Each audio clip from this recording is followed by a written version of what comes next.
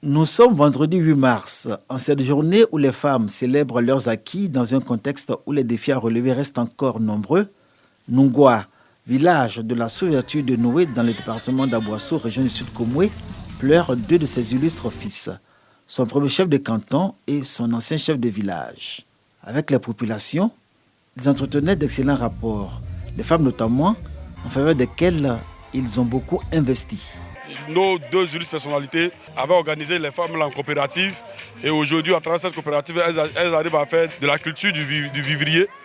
Après le chant, on nous a donné un prêt pour que chacune de nous se débrouille. Vraiment, on est fiers d'eux.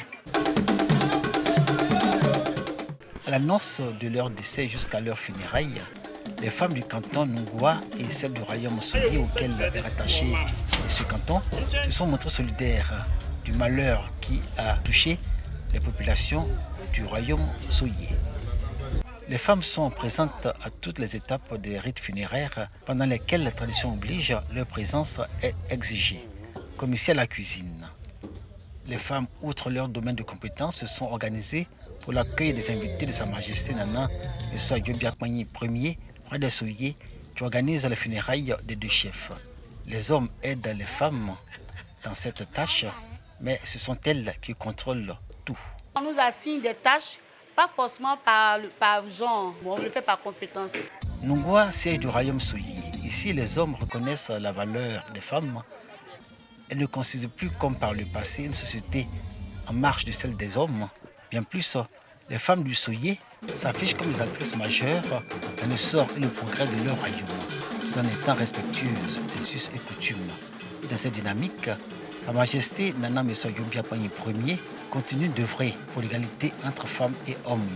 Une égalité parfaite en coutume, on ne peut pas le prononcer pour le moment. Mais néanmoins, c'est que nous savons aujourd'hui, quelle que soit la réunion, quelle que soit l'assemblée, il y a toujours une place pour les femmes. Chez nous, peuple Sochié, il y a le pouvoir des hommes, il y a celui des femmes. Et il va sans dire qu'on ne lutte pas le pouvoir avec les hommes.